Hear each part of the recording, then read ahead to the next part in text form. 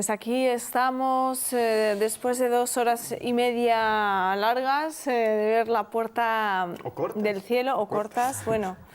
Bueno, es que yo ya, para mí una película de más de 1:30, pero no, sí, bueno, es que tenemos que comentar mucho de la duración de esta película, no me quiero anticipar porque hay mucho... que cortar, ¿no? Sí, y bueno, yo cuando he presentado al inicio del programa la película, he hablado de un círculo que por fin yo creo que se cierra tardó mucho en ver cómo se cerraba el círculo Michael Cimino con esta película, porque realmente lo pasó mal, destruyó su carrera, o sea, bueno, destruyó su carrera, no le permitió volver a rodar cine, mucho menos no como él quería.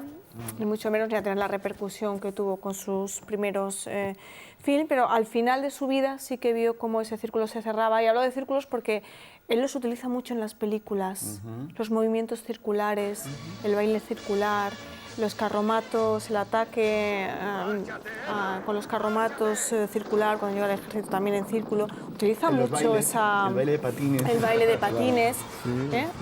Los vals, en sí mismo es un círculo, ¿no? Y la propia película tiene una estructura circular, por el lado de la melancolía, al final Claro. en el barco con la chica, con el amor aquel precoz del baile de graduación. Permitidme que comente una cosa rápida. La película es de un realismo que abruma toda la película, excepto ese plano final del barco de Chris Christopherson en la cubierta, con un croma así... A mí me ha hecho pensar en Conrad, en otras cosas que no tienen nada que ver con lo que es un western crepuscular, distinto, etcétera, maravilloso, alucinante, lisérgico casi, pero de repente me traslada a otro género, ¿no?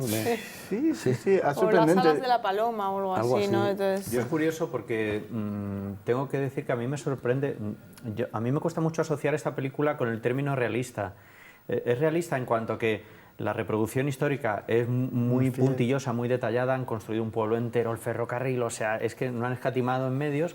Pero por otro lado, a mí no me parece realista en cuanto al resultado, lo que se ve en la pantalla, en el sentido de que veo, por un lado, una historia como muy novelesca, muy literaria, aunque sea un guión original, basado en circunstancias reales, ¿no? Que esto más o menos sucedió. Pero por otro lado, la intención de Cimino, lo que vemos en la pantalla, para mí no es tan realista. Veo como una película muy retórica, con unos movimientos de cámara muy preparados, muy estudiados, los movimientos de los actores, esos decorados. Precisamente el decorado que le da título a la película, el Heaven's Gate, ¿no? Esa sala grande que vale para todo, como pista de patinaje, sala de bailes, lugar de reuniones y tal y cual. El cabaret multiusos de Jeff Bridges. Es un lugar extraño también, sí. Es verdad que la película, sobre todo muy apoyado por la grandísima, inmensa fotografía de Vilmos Zsigmond,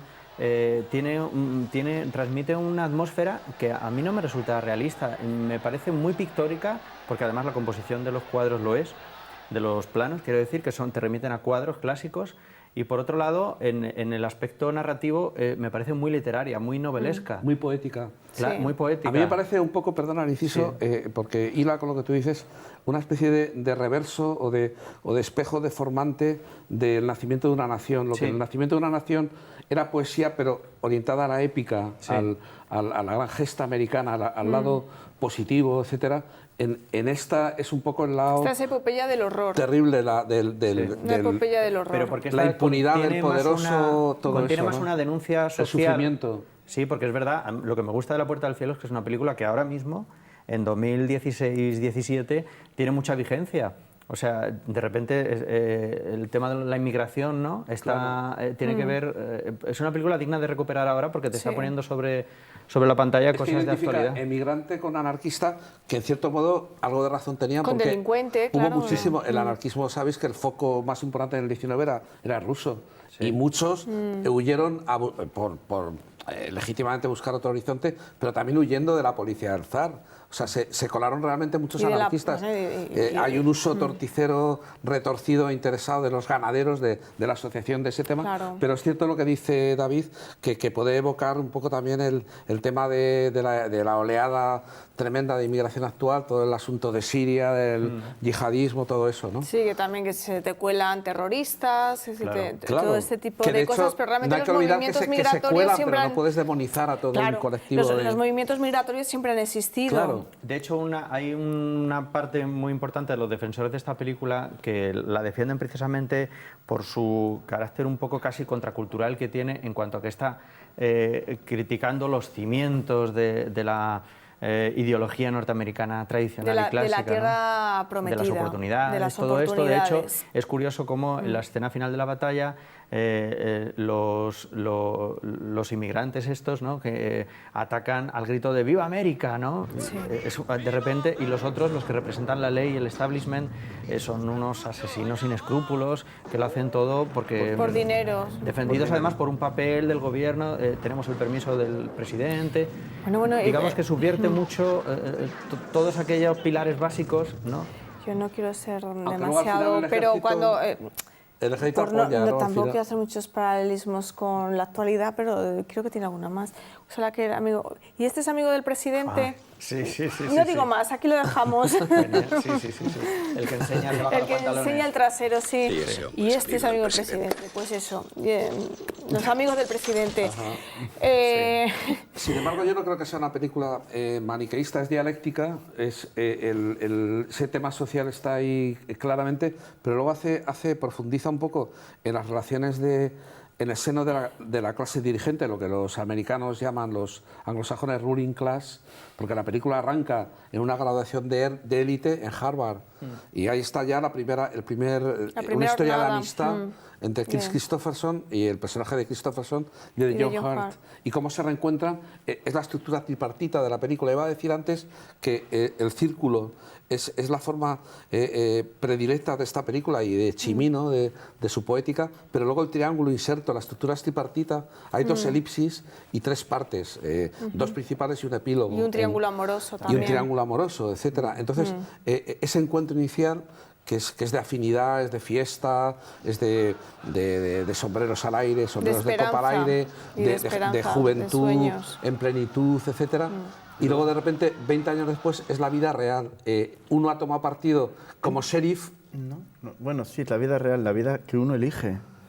Es la vida que uno elige. La vida real. ¿Tú crees que se elige realmente? El término real es relativo. Bueno. Yo diría la vida que cada cual elige. Vale. Y uno, si se deja llevar por la realidad circundante, de hecho, formarás parte de ella, pero tú puedes elegir cuál quieres que sea tu realidad. Si no estoy moralizando, lo sé. ¿Entiendes? Pero... No, pero yo me siento un poco del personaje de John Hurt, ¿no? Es un poco, yo siento me de su parte. Me identifico plenamente. Claro. Es un observador de ese disparate en el que están todos metidos. Los dos forman parte de la clase dirigente, incluso 20 años después en Wisconsin, en Wyoming. Uno es el sheriff. Lo que pasa es que quiere aplicar la ley y el orden de verdad. No la ley y el orden interesados, retorcidos y manipulados de la asociación de ganaderos. Y ambos personajes tienen un código moral y ético muy elevado. Claro, y por el encima otro, de toda esa turba. Y el otro es un lúcido desengañado. Total. Que se deja llevar, que forma parte de su clase y no ha sabido enfrentarse a esos valores degenerados. Efectivamente. Él mismo sufre un proceso de degeneración dentro de la lucidez y dice las frases más lúcidas de toda la película. No, y por eso se deja matar. Se deja morir. Se deja morir. De algún modo se autoinmola. Está alcoholizado, desengañado. Claro, le parece todo tan absurdo. Pero también es un cobarde, porque realmente su refugio es la bebida y mientras está narcotizado por el alcohol. Ser muy lúcido y muy inteligente y ser un cobarde, si no tiene nada que ver. Claro. Forma parte de la clase dirigente. Claro. De todos modos, a mí todo este dibujo de personajes me desconcerta un poco y yo creo que no termina de funcionar en la película en cuanto a que no están bien explicados. A mí hay personajes que me desconciertan mucho, el de Christopher Walken sobre todo. Creo que la película tiene muchos puntos de interés, pero también es verdad que la película no falló de esa manera tan rotunda, de una forma gratuita. Falló porque la película tiene fallas y desde mi punto de vista uno de ellos es el guión. Yo creo que los personajes no están bien dibujados, no están bien desarrollados y también pienso que el casting tampoco es del todo acertado. O sea, yo a Christopher Walken no le veo en este papel y una actriz a la que yo adoro y me rindo a sus pies y me parece de las mejores de los últimos 50 años, que es Isabelle Huppert, creo que no está bien escogida para este papel. No, yo no me la creo como Madame del Oeste. Creo que Cimino la cogió porque era francesa y dijo, bueno, pues el término Madame ¿no? Más o menos me pega con esto. No, pero él fue muy meticuloso en el casting de esta película. Desde O sea, luego. no creo que Lo la que no quiere cogiera decir así que porque acertase. habría muchas francesas, me imagino. Ya, pero que no es solo porque yo fuera personalmente francesa. no me la creo. La veo demasiado joven, demasiado cándida, demasiado Pero elegante, porque, demasiado... aunque sea fascina. una madame, es un personaje un poco inocente también, es un poco demasiado, cándido, por eso, sí. demasiado. Bueno, pues es que Bueno, tampoco no, tiene no, que no es ver una cosa inocente. con la otra, ¿no? No es Inocente no, defiende lo propio no sé. y defiende su Claro, negocio y sí, defiende sí. su persona, porque Sí. está amenazada por haber aceptado reses Claro. a cambio de servicios sexuales, ¿no? Claro. Yo solo me creo a Christopherson, que creo que está estupendo en esta película, que él Increíble. borda este tipo de personajes, los hace siempre genial, ¿no? Siempre, este hombre, cada vez que se pone un Gran jefe cara de gorro y piedra, se sube ¿no? un Gran jefe caballo, cara de piedra. te lo crees. Sí.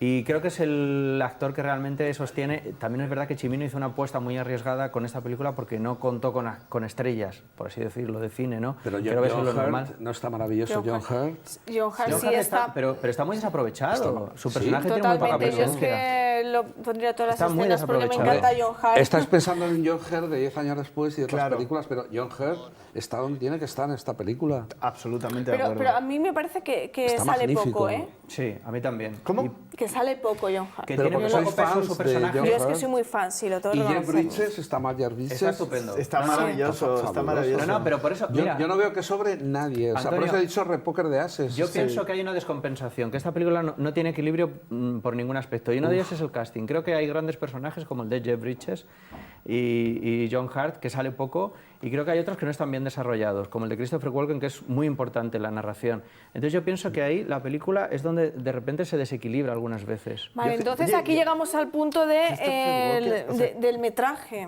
Del flop. De Claro. Claro. por qué se organiza el affair Puerta del Cielo y el affair Chimino? Yo creo que es un flop, que es como llaman un fracaso comercial en Hollywood, orquestado por la industria para cargarse todo un modelo. Luego viene el fracaso de Corazonada y el hundimiento De de Coppola. Zoetrope, de los estudios de Sí, de sí, Coppola, claro. y entonces los ejecutivos Se ya cargó lo que se hacen llama el nuevo los Hollywood, amos ¿no? definitivamente de Hollywood, y menos mal que a rebufo del festival este alternativo, como se llama, el de Sundance, etcétera, se ha consolidado el cine independiente. O sea, que tú estás en Los esa han echado teoría del de centro que era de la una industria. guerra entre Creadores, directores, sí. directores Creativos. además que en los años 70 New empezaban Hollywood, a, lo que se llamó New a Hollywood. tener mucha fuerza y mucha importancia, claro. y los productores. Imagínate ¿Vosotros que- imaginaros pensáis Que los hay- productores representan las corporaciones, en realidad. Claro. Son las corporaciones No es los el que productor dominan antiguo, y manejan Hollywood. No es el productor de cine, es un ejecutivo, un financiero. Claro, es un banquero. Ya no es el productor a la antigua usanza. Ajá. No, aquí ya se fue a las mayors y, Y todo esto a partir de aquí. el montaje, el modelo también claro. cambió. Yo creo que se cuestiona todo el montaje, pero está orquestado. Le dejan máxima libertad hasta el extremo de, en vez de gastarse 11,5 millones, que es lo que tenía presupuestado, de dólares de entonces, se gastó 40, más la promo, etcétera, llegó a 100. Y recaudó un Y millón recaudó y 3 medio. millones y medio. 3 millones. Pero le dejaron deliberadamente que se gastara, ¿Tú crees que fue ahí? alimentaron su sí? megalomanía totalmente. Y luego O sea, era un plan orquestado. no, pero la Y- ruina de United Artists no viene por esos 100 millones, por ese pufo de 100 millones. United Artists, al disolverse, hace un gran negocio en no sé qué alianza de distribución, porque tenía los derechos de todos los títulos acumulados, etcétera, y el negocio no fue malo. Y de Fue paso, videoclub luego y el se cargan negocio. a los chiminos. Se Se los cargan a cargan, no todo solo a lo- Chimino, todo lo que sino representaba a este los director. Chimino. Scorsese, Pero todavía que luego- estaba Esa es mi también en- visión del Bueno, cine, pero ¿eh? bueno, El tampoco actor se los, conspiranoica quizá, pero... No, es una se visión los muy lograron acertada. cargar, ¿no? Pero bueno, sí que es verdad que ahí hubo en los años 80 pues un poco pues un... Hombre, Brian De Palma, todos. Entonces los que se convierten y se hacen felpudos de la industria, aun haciendo buen cine, pero aceptan las normas, son los que siguen sus carreras. Normalmente los que no. Esa es mi Bueno, pero opinión. mira, luego tenemos ahí a Spielberg en los años 80, que vale, que es otro tipo de cine, pero que Spielberg es un genio. ya. Vamos, para mí Mira, es un yo genio pienso Steven que Spielberg. lo es. O sea, que Yo bueno, pienso que esto se que los estáis- cargaron relativamente. Claro, yo pienso que esto intentaron hacer esta especie de conspiración que yo no me termino de creer del todo. Yo pienso que sí, que los directores estaban alcanzando tal grado de poder que de alguna manera se llegó un poco a niveles disparatados. Esta película es un ejemplo de ello. Esta película es una Pero- metáfora del sí. 11S, eso es del cine, es el 11S del cine. Pero lo intentaron hacer antes, atención, lo intentaron hacer antes con Apocalipsis Now de Coppola, que también era otra locura absoluta. ¿Qué pasa? que Apocalipsis Now es una gran película. Al principio no le hicieron mucho caso, pero le dieron la Palma de Oro en Cannes, los críticos Claro, no, pero hizo taquilla, pero no inmediatamente. Ajá. ¿Y qué pasa? Que era una gran película. Lo intentaron con Spielberg también, con 1941, otro desastre y otra locura absoluta. Pero ¿qué pasa? 1941 no es una gran película, pero Spielberg es un gran director, enseguida reaccionó. Es decir, Cimino era una presa fácil, porque ni tenía el talento de Spielberg, esto es verdad, es una evidencia, ni su película es tan buena como Apocalipsis Now. Entonces es como la tormenta perfecta, por así decirlo. Tengo que decir algo en defensa de Michael Cimino. Yo creo que no nos dio tiempo a ver su verdadero talento. Y debido a esta película y a este gran fracaso, rotundo fracaso, ya esto cimentó toda su carrera posterior para no ver la carrera que hubiéramos podido ver si esto hubiera sido un éxito. Una anécdota. No, este hombre es un hombre de gran talento y yo creo que esta película lo demuestra. O El Cazador, película con 5 Oscars. Una anécdota, mira. Hollywood le dio una segunda oportunidad, ¿vale? Entonces, 2 años después, le contrataron para hacer la película esta Footloose, película mítica de los 80, porque había un director en un principio que estaba contratado, el que finalmente dirigió la película, que ahora mismo no recuerdo quién es, pero hubo los productores no estaban contentos con él y tal cual, y dijeron, venga, Cimino, le cogieron, y estuvo varias semanas allí trabajando. Y Cimino empezó otra vez con esta locura, empezó a inflar el presupuesto, empezó a hacer cambios absolutamente locos con el decorado. Él siempre quería hacer la gran película. El Cazador es la gran película de guerra. Esto que iba a ser el gran western. Él quería que Footloose fuese el gran musical. Y claro, cuando vieron otra vez las orejas de lobo, los productores dijeron, no, este tío no ha aprendido de lo de antes. Y volvieron otra vez al director, a la primera propuesta para Footloose. Al final es una película idealizada por los fans de los 80, pero es una película intrascendente. Entonces, de alguna manera, Cimino tenía esta especie de... él era su principal enemigo, no nos vamos a engañar, no eran los productores de Hollywood, no eran los grandes estudios, no eran los productores ejecutivos, no. El enemigo de Cimino era Cimino.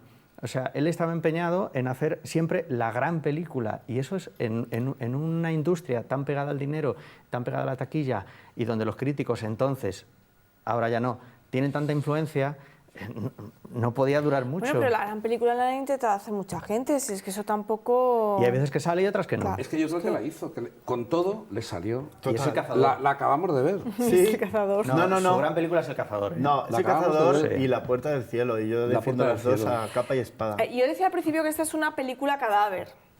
Pero ver. gracias a que ha sido una película cadáver ha podido resucitar. ¿Por qué ha resucitado ahora esta película? Porque nunca murió. ¿Por qué? No, sí, pero muchas... No, porque tiene cosas muy buenas esta película. Tiene cosas si fantásticas. no mueres no puedes resucitar. es una Tienes que sinfonía morir y esta fílmica. película, vamos... Yo pienso murió, que no era ni tan mala entonces, ni es tan mala, ni es tan buena ahora. ¿Pero por qué ahora se ha rescatado de esta manera y hay tantos seguidores enfervorecidos y Porque la defensores historia se repite. No, acérrimos de la Puerta del Cielo? O sea, también será por algo, ¿no? si lo Quiero dijo decir, Cimino, nos hemos equivocado, es una generación errónea. Hemos hecho esta película para una generación ¿Creéis errónea. que puede ser Quizá que también ahora, influyó, pues esto que comentábamos también antes, que se criticaba, se dejaba entrever las miserias del sueño americano? Que se estrenó en los 80, pues 2 bueno, meses, había ya ganado Reagan. La era Reagan. Acababa de empezar Reagan, sí. En una lectura superficial sí, Bensi, pero en realidad la película es una apología del sueño americano. El sueño americano hemos descubierto que no es los anglosajones, que es el primer país que es un crisol de Pero desde un absoluto punto de vista razas, europeo, ¿eh? de origen, de rusos y tal, de eslavos. El Cimino no sé si es que tiene sangre Es que- rusa, pero no, en El Cazador también italiana, sale. italiano, Pero en El claro. Cazador salen Italoamericano. rusos. El que Sí, pierde de las hecho, piernas es un ruso. Sí. El baile ruso. Él tiene una conexión rusa. Cimino, aunque sea italiano, O bolchevique, más bien. temáticamente. Bueno, No, o bolchevique. mira, cuando le dieron el Oscar al mejor director por O El anarquista. Cazador, se lo dio Coppola, y cuando se anunció quién había ganado, dijo, para mi colega y paisano, Claro. Michael No, Cimino, no, sí, claro, italiano, o sea, que el estaba... apellido no traiciona. De hecho, luego se movía mucho por Italia, luego ya en... Es sí. oriundo de un pueblo al norte de Roma. Ajá. que se llama así, Pero, sí Chimino. que, pero es muy curioso todo esto de ¿Verdad? los... Pero tiene una conexión rusa todo el rato. Todas esas olas de eslavos Claro. sí, que fueron a Estados Unidos, fueron muchísimos. Pero al final la No lectura... lo solemos ver en el cine eso, y en esta película claro, te aparecen, porque claro. siempre pues eso, los colonos, los primeros, los que venían de las islas, los irlandeses, Claro. los ingleses, los escoceses. Está muy bien porque muestra un capítulo Pero los eslavos y muy los alemanes, desconocido. que fueron muchísimos, y del centro de Europa y del este de Europa a Estados Unidos, italianos también, pero los italianos los hemos visto más, incluso polacos, pero rusos sí, ¿no? Y fueron muchísimos rusos. Los grandes desconocidos. Pero por eso creo que es una Y aquí es apología... maravilloso cuando se les oye hablar todavía, porque claro, es la primera generación, hablan todavía el ruso, se oye también algún alemán, pero es maravilloso. Y cómo los está viendo con sus costumbres, incluso las vestimentas de allí. Yo creo que Chimino es el gran apologeta del sueño americano, lo que pasa es que por un cúmulo de circunstancias, de hostilidades, de errores suyos también, estoy de acuerdo con David, de una tendencia a la megalomanía y al exceso, no lo llegó a culminar, pero sabéis que uno de sus últimos proyectos era una película sobre los Sioux, en dialecto Sioux, o sea, totalmente rodada de principio a fin en idioma Sioux. Uno de esos proyectos, claro, que nadie le financió y tal, que iba por ahí en sus masterclass. Pero bueno, Kevin Costner hizo algo Hablando ya, de bueno, hablando con lobos, Y Mel que... Gibson. Sí. Y lo rescató Dino De Laurentiis, que eso también merece mención, el productor italoamericano, Claro, italiano, italoamericano lo también. rescató para Manhattan Sur y 37 horas desesperadas o días desesperados, no sé. Horas. Las dos películas de los 90 que son maravillosas Porque también. la comunidad italoamericana yo creo que sí se ha mantenido más, tienen ese más sentimiento de comunidad, de familia, ¿no? Que a lo mejor han podido tener los rusos o los, ¿no? Porque sí que es verdad que entre ellos... Más fraternidad. Más fraternidad, digamos. sí, entre Esto se los ve muy bien latinos que... Sí, esto se entre- ve muy bien en... Hay una la frase promocional de aquella película Gangs of New York de Scorsese decía: América se libró en las calles, ¿no? Esto es un poco de lo que va a la película, ¿no? Cómo las naciones se forjan también a raíz de batallas, guerras, conflictos, ¿no? Es lo que refleja un poco, y yo sobre todo creo que esta película es interesante en que desvela un capítulo bastante desconocido de la historia norteamericana, Sí. que por otro lado suele idealizar algunas cosas y ocultar un poco otras, y este es de estos Pero claro, capítulos es que esto ocurrió, ¿eh? Esto Claro. que le apuntabas al principio es que esto ocurrió. Y sobre todo el dilema o el conflicto entre lo moral y lo legal, ¿no? O sea, ¿dónde está la ética? ¿Qué es realmente la ley? ¿La ley es lo que tú haces para defender a los ciudadanos o la ley es lo que haces para controlarlos? Básicamente es eso. ¿no? Bueno, El y como status luego quo. también puedes interpretar muchas cosas como a tu conveniencia. Hombre, la ley la hacen Mira, los quien que quiere tienen el encontrar poder. argumentos siempre los encuentra, eso Claro. es así. Si tú quieres encontrar un argumento, lo vas a encontrar. Claro, sí, sí. Eso, Eso lo vemos desgraciadamente, todavía hoy. es así y lo vemos. Y lo vemos hoy. Es muy dura la película, ¿eh? A mí me parece una película muy dura. Y muy cruda, a pesar de toda la poética y todo, me parece terrible. Es que tiene me parece la terrible. referencia de John Ford, de Griffith que hemos hablado, de Anthony Mann, La desgracia pero de también, esta gente, también la ¿no? de Peckinpah, en pero cuanto fijaos. a la ejecución de la violencia. Porque es que ya es cebarse con los que Está menos Peckinpah, tienen, ¿eh? con los más pobres, con los más desgraciados, que vale, que sí, que roban ganado, pero Yo chicos, pienso es que se esa están muriendo de película hambre. también, uno de los motivos, habrá muchos seguramente, ¿no? Pero uno de los motivos por los que yo pienso que no funcionó es porque, desde mi punto de vista, creo que es una película muy europea. Y yo pienso que Cimino, cuando vio esta película, yo veo una influencia muy, muy, muy clara de otro gran italiano, de Bertolucci, que poquitos años antes, 2 o 3, había hecho Novecento. Yo veo cómo está dirigida Novecento y veo que Cimino se la ha empollado mucho, ¿no? Todos estos movimientos de cámara, estas grúas, Sí. creo que tiene mucho que ver. Y veo mucho cine europeo por también el tempo que tienen, Totalmente. la Y esa estética especie de pictórica. decadencia. Sí. Es, La también- importancia de la... de película norteamericana, sin duda. No. Sí. No, pero No- lo de Novecento es muy cierto, y esa coralidad, la lucha de clases, sí. y luego ese sujeto colectivo que es el de estos inmigrantes rusos oprimidos y tal, un poco erráticos que van vagando por ahí todo el rato y que asumen el compromiso y luchan, eso es Novecento, yo creo. Y luego, yo creo que es un cruce entre Novecento y lo que el viento se llevó, de algún modo. Tiene trufado también de la leyenda de la ciudad sin nombre, el triángulo maravilloso, Jan ¿Alguien Sever, más? película de Joshua Logan, demasiado. donde Clint Eastwood Bueno. Me encantó esa y película. Lee Marvin Es maravilloso. están con Jan Sever, es un triángulo Sí. magnífico de los Gilles Jim, esta y esta. Este tiene un final, el triángulo que merece también que le dediquemos unas palabras, ese extraño triángulo entre el sicario, el sheriff y la madame francesa, bueno, no francesa como actriz, pero en la película Sí, también, también pero francesa, ¿no? y habla en francés con Ajá. la criada, o Sí, sea con un que... acento. Ese triángulo maravilloso tiene un final terrible, pero bueno, ahí está. Terrible es que nos tenemos que ir ya y me tenéis que decir rápidamente secuencia o escenas, David. Pues a mí me gustan mucho las escenas más realistas de la película, son las que más me gustan. Y por ejemplo pienso en esas reuniones que hacen dentro del Heaven's Gate, de este escenario tan recurrente en la película, donde al principio se están dando los nombres y vemos esta película tiene un montaje muy muy bueno y vemos los juegos de reacciones de los actores que están muy bien elegidos además. Toda esa parte que a veces te recuerda un poco a las películas de Ken Loach, estas en las que hacen de repente una asamblea y todo eso, ¿no? Todos participan. Es un poco eso, ¿no?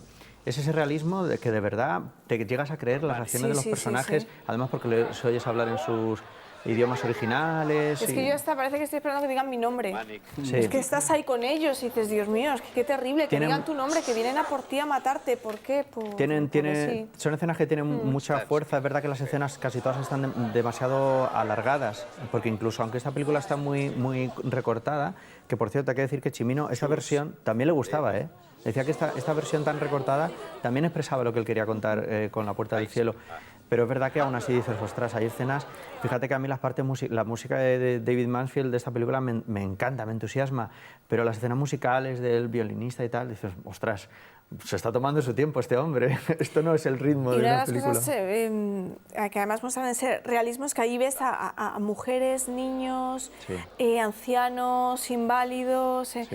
Es que es la realidad, o sea, muchísimos ves actores, y que se van a cargar a familias enteras, es terrible.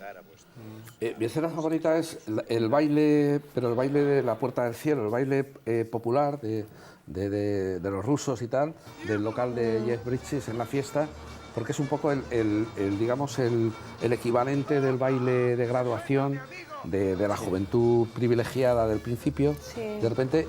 Y es el único rato de tregua real que se les da hasta por gente. Oye, y lo de los patines sería por los patines de hielo en Rusia, ¿no? Que patinaban sobre hielo, yo creo que por eso se ponían los patines, ¿no? Para recordar... Y luego el final tan bonito de cuando ya se queda la parte íntima del baile entre ellos dos, ¿no? Entre Chris Christopherson y Xavier Ripper, ¿no? Para mí es la escena más bella. Es curioso, Jeff Bridges decía que montaron una cosa que llamaban el campamento Cimino, que era para aprender a hablar ruso, eslavo, para aprender a patinar, así eslavo en general, para aprender a montar en caballo, a disparar, o sea, era como, estaban todos los días, ocupaban la mitad del día para esto, pero mi escena favorita... Sí, actividades para alcanzar este realismo, ¿no? Y este realismo... la escena, el clímax de la batalla circular, que es una de mis escenas favoritas, que es un completo disparate, ¿no? Comentaban que desde que decían acción hasta que decían corte, se ponían todos a circular y pasaban 4 minutos desesperados, todos montando a caballo, y los de producción les gritaban ¡más rápido, más rápido! Entonces se levantaba una polvareda que ya nadie veía nada, y todo eso está reflejado en el montaje del que hablaba David, ¿no? Llega un momento en que ves polvo, ves tal, dices, ¿cómo han podido orquestar todo este caos? Y todo ese caos tiene sentido en esa escena. Generó 240 horas de material para dejarlo en esas 5:25 primeras. Fue como decantando, depurando, ¿no? Hasta llegar a esta esencia. La esencia máxima es la que hemos visto hoy aquí, de 2 horas y media. Esa es la esencia de todo lo que quiso contar.